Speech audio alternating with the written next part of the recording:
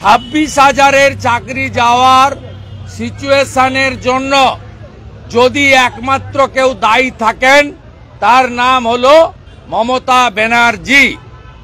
Supreme কোর্টে মোট আগের চিফ জাস্টিস সম্মানীয় চন্দ্রচূড়জি, বর্তমান চিফ জাস্টিস সঞ্জীব খান্নাজি 16 বার হিয়ারিং হয়েছে। সব স্টেক হোল্ডারকে বলার সুযোগ দিয়েছেন। তিনি কোটি কোটি টাকা খরচ করে লয়ার দিয়ে তিনি অযোগ্যদের বাঁচানোর জন্য যোগ্যদের বলি দেওয়ার ব্যবস্থা করেছেন। 16 বারেও একবারেও যোগ্য অযোগ্য তালিকা প্লেস করেনি। আমরা ভারতীয় জনতা পার্টির নেতৃত্বে 30 ডিসেম্বর 2024 এসএসসির চেয়ারম্যান সিদ্ধার্থ মজুমদারের সঙ্গে দেখা করতে চাই।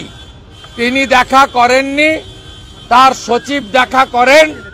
সেখানে আমরা বলি 7 জানুয়ারি 2025 ডেট রয়েছে। আপনারা যদি যোগ্যদের তালিকা এক্ষুনি সাবমিট না করেন তাহলে যা গতি প্রকৃতি হিয়ারিং এ আমরা দেখছি সকলের চাকরি চলে যাবে। ইটস এ মেজর ব্লান্ডার হবে। আপনারা দয়া করে বাছাই করুন। তারা সেদিন শুনেছেন, অসহায়তার কথা বলেছেন। এবারে আপনি বলবেন যোগ্য কারা অযোগ্য কারা। প্রথমত ওএমআর নষ্ট করেছে, এরা পুড়িয়ে দিয়েছে। গাজিয়াবাদ থেকে সিবিআই ওএমআর পুনরুদ্ধার করে তারা হার্ড ডিস্কের মাধ্যমে ওএমআর পুনরুদ্ধার করে তারা প্রকাশ করার ফলেই আজকে যে বঞ্চিত যারা হলেন, ক্ষতিগ্রস্ত যারা হলেন, বুক বাজিয়ে যে বলতে পাচ্ছেন আমি যোগ্য, এই কথাটা তারা বলতে পাচ্ছেন সিবিআইর জন্য। নরেন্দ্র মোদীজি প্রধানমন্ত্রী আছেন, তাই সিবিআই এই কাজটা করেছেন, সিট এই কাজটা করেছে। নইলে আজকে এদের অর্থনৈতিক বিপর্যয়ের সাথে সাথে সামাজিক বিপর্যয়ও নেমে আসতো। হয়তো কিছুটা নেমে এসেছে, কিন্তু আজকে তারা যোগ্য বলতে পাচ্ছেন ডিউ টু সিবিআইর হার্ড ডিস্ক এবং ওএমআর এর জন্য। আমরা মুখ্যমন্ত্রীকে কতগুলো প্রশ্ন করতে চাই।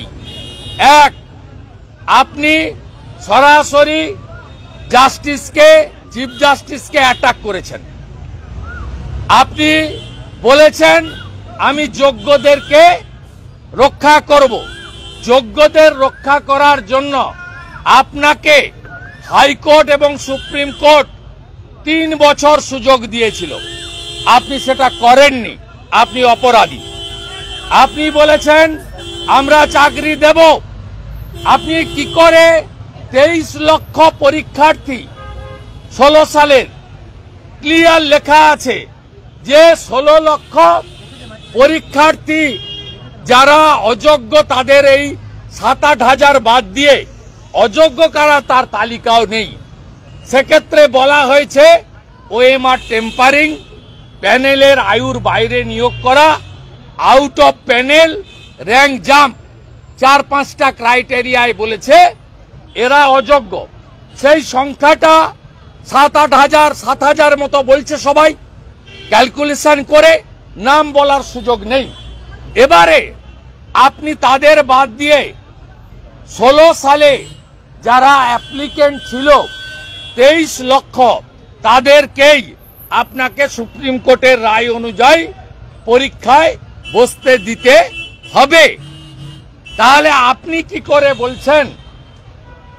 আমি তো বলছি আপনি সিপিএম কে, বিকাশ বাবুকে বলেছেন ঠিক আছে, তারা উত্তর দেবে।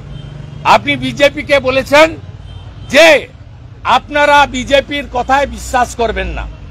আমি আবারও অন রেকর্ড আপনাদের বলি, এক, গভর্নমেন্টের কাছে সুযোগ আছে, 3 মাসের কোনো সীমাবদ্ধতা নেই। 2, গভর্নমেন্ট রিভিশন পিটিশন ফাইল করেছে আজকে। আমি ওয়েলকাম করছি, কিন্তু টেকনিক্যালি আপনি যেদিন হিয়ারিং এর ডেট হবে যোগ্যর তালিকাটা ফেলে দেন।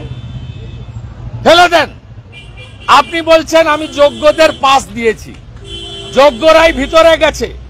আমি মুখ্যমন্ত্রীকে বিরোধী দলনেতা হিসেবে আপনার কথার ভিত্তিতে আমি আপনাকে অনুরোধ করি, দাবি করি, আপনি যে রিভিশন পিটিশন করছেন, আজকে এসএসসি করেছে, আপনি সুপ্রিম কোর্টে যোগ্য তালিকাটা ফেলে দেন, তাহলে বাকি অযোগ্য দুধ আর জল আলাদা হয়ে যাবে, তাহলে যোগ্যদের সমস্যা থাকবে না।